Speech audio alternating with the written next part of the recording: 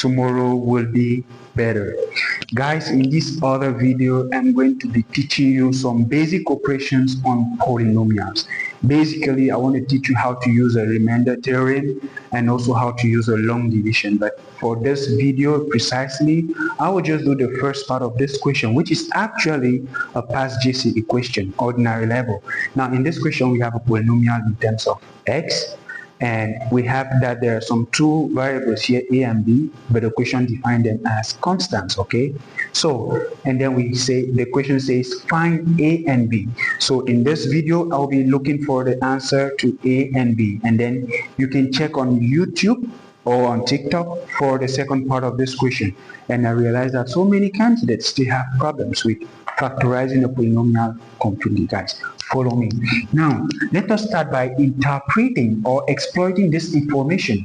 What does it mean for x plus 1 to be a factor of this polynomial? First of all, what is a factor of a number? A number, say 8, has factor 2 if and only if 2 can divide 8 without a remainder, okay? There's the same knowledge we're going to apply here. And here we're going to be saying that if x plus 1 is a factor of this polynomial, then x plus 1 can divide this polynomial without a remainder. But we are not going to do long division like I said. So what are we supposed to do? How do we translate this information into writings? We start by equating this supposed factor to 0. And what do we do next? When we've equated it to 0, we now make x the subject. And then we're going to have that x is going to be negative 1. So we have x plus 1 is equal to 0. This means x is equal to negative 1. It is this negative 1 that we have to now substitute in this polynomial and then equate the result to 0, okay? So p of negative 1, let's do the substitution. You can pause the video at this point and test your substitution skills, okay? So here negative 1 raised to the power 2 and then a into negative 1 and then plus b. Again, as the question said, this should be equal to 0. Why? Because x plus 1 is a supposed factor. At this point, all we have to do is to simplify our expression. Watch out here, guys, for this negative, because any negative number raised to an odd index will still give a negative result, okay? But any negative number raised to an even index will give us a positive result.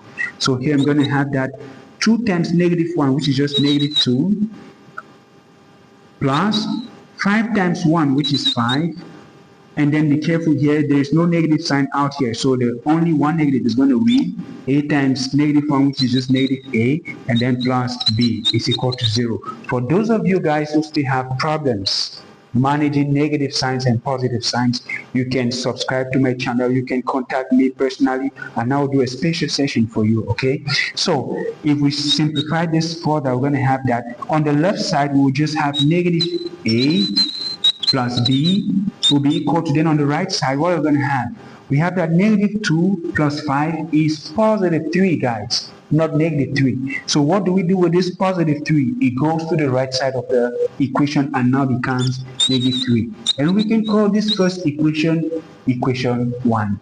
Now let us exploit the second information, which says that x minus 1 leaves a remainder of 6. Again, we do the same thing with x minus 1 to find what value to substitute here. So we start by saying x minus 1 is equal to 0. This means x is going to be positive 1. In other words, we will be substituting 1 in this polynomial. So we're going to have here that 2 into 1 raised to the power 3 plus 5 into 1 raised to the power 2 and then plus a into 1 and then plus b. Guys, be very careful, don't get carried away and come and put a 0 here. You will get it all wrong, okay? Because this isn't a factor, this leaves a remainder of 6, so you got to watch out here. So this is 6. At this point again, we just have to simplify our expression, and if we do it correctly, we're going to have that p of 1, which gives 2 times 1 is just a 2. 2 times 1, 2, plus 5 times 1, which is just a 5, plus a times 1, a, and then plus b. This will give us a 6. Okay, on the left side we're going to just have a plus b.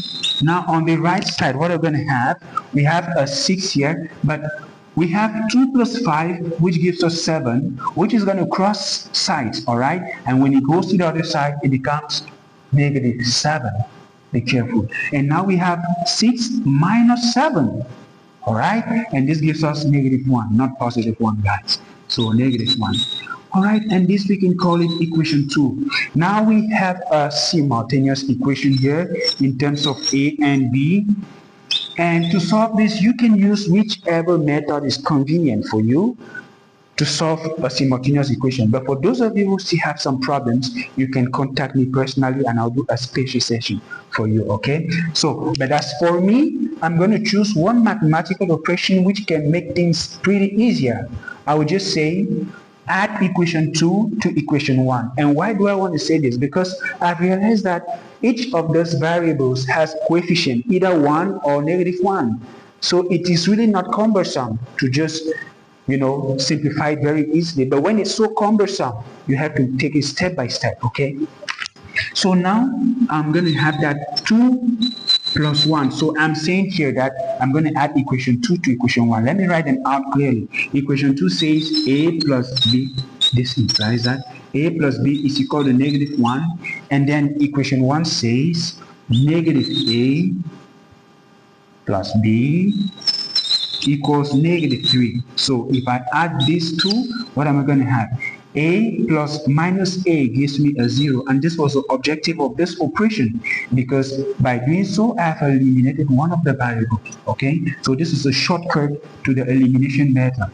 Okay, now b plus b gives me a 2b, and then on the right side of the equation we have negative 1 plus negative 3. Again, those of you who have problems with negatives, contact me ASAP. All right, so here I'm going to have negative 4, nothing else. So at this point we are almost done. All we have to do to find b is to divide both sides of the equation by the coefficient.